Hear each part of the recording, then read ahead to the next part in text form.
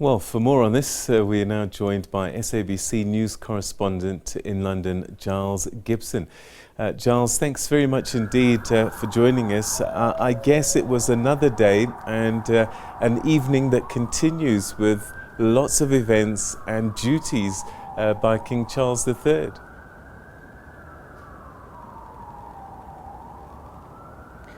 That's right. The King is currently hosting what's being called a diplomatic reception, but it really is just an extraordinary event, an extraordinary gathering of prime ministers, presidents, including the South African president Cyril Ramaphosa, and kings and queens, an emperor, really just a who's who of European royalty and of prime ministers and presidents and world leaders from all over the globe. That currently is taking place at Buckingham Palace. All of those names gathered into one room inside Buckingham Palace. And earlier in the day, what we've seen is world leaders coming to London and taking the time to have a moment of reflection inside Westminster Hall, where the Queen's casket has been lying in state over the last few days or so. We saw South Africa's president Cyril Ramaphosa going into that ancient part of Parliament, having a moment in front of the Queen's casket. And we've also seen other world leaders such as US President Joe Biden doing the same.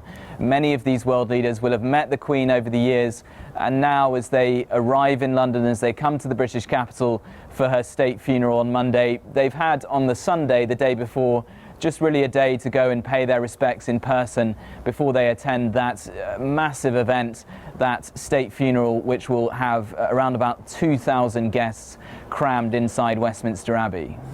And if you think about who has arrived and how far and wide, I don't think Britain has seen anything like this in living memory.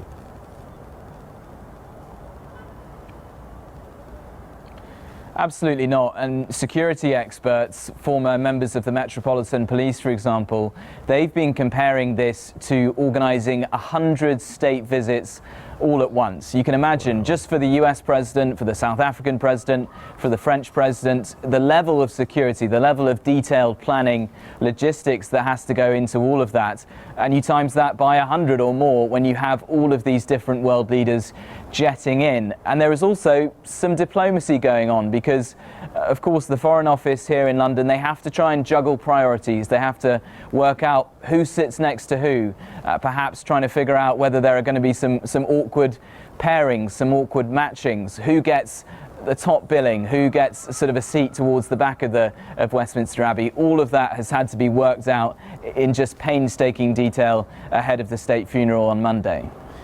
What else has the royal family at large been doing? I saw that, was it last night, that there was a vigil with the grandchildren?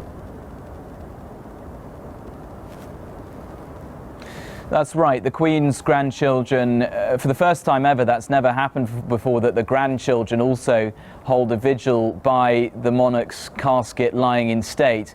We saw Prince Harry and Prince William dressed in their military uniforms, going down to Westminster Hall, leading their cousins, the Queen's grandchildren, for that vigil, standing in formation around the casket. I have to say, a very powerful moment to see the Queen's grandchildren all together, standing with their heads bowed around the casket, just taking that moment to remember their mother, their grandmother rather, and reflecting what we saw from the generation up. We saw King Charles leading his generation doing exactly the same, just showing that public sense of remembrance and that public sense of grief as members of the public filed past the casket as well. Talking about the public, has it now stopped this viewing? Because it looked as if they were going to extend it a little bit. They were changing where the back of the queue was, apparently. What is the situation? Because there must be a lot of disappointed people, I'm sure. That's right. So at times throughout the day, the wait has gone up to around 14 hours. So they were saying on the official tracker page that if you get in the queue now, it's going to take you 14 hours to get to the front.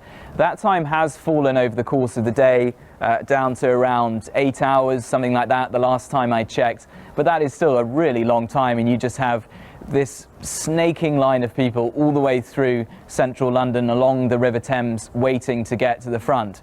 At some point, and they have actually been very public about this, very open about this, at some point, probably in the next couple of hours, they're going to have to say that you can't get in the queue any longer. And that's because there is a point where they're not going to let anybody else in, because they have said very clearly from the beginning that the last people who will be let into Westminster Hall to pay their respects to the Queen as she lies in state will be at 6:30 a.m. local time on Monday, and then the doors will close. There'll be a few hours of preparations, of course, to get the casket ready to move not very far, a few hundred meters, but a really grand procession will be in place when the Queen moves from Westminster Hall, just around the corner, to Westminster Abbey for the state funeral. All right, so talk to us a little bit more about these preparations and what we can expect tomorrow.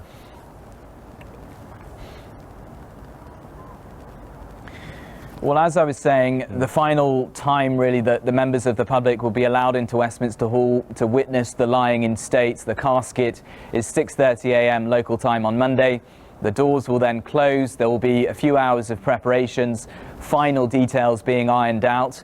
Then over the course of the morning, we'll see this procession, the casket moved from Westminster Hall just around the corner to Westminster Abbey. The Queen's casket will be carried on this 123-year-old state gun carriage. It will be pulled by 98 sailors from the Royal Navy, marching in front of it, carrying it to Westminster Abbey. There will then be the service, which we're expecting to take around about an hour or so. We're going to see the Prime Minister, Liz Truss, giving a reading, we believe, as well as the Secretary General of the Commonwealth, Baroness Scotland. And then after that, it will be really the Queen's final journey, the final leg of this journey that her casket has taken all over the United Kingdom, as we were just hearing in that report a few minutes ago. That's when the casket will be carried, firstly on foot, along through central London to Wellington Arch, which is just by Hyde Park. It will then be transferred to the Royal Hearse. It will be driven up to Windsor.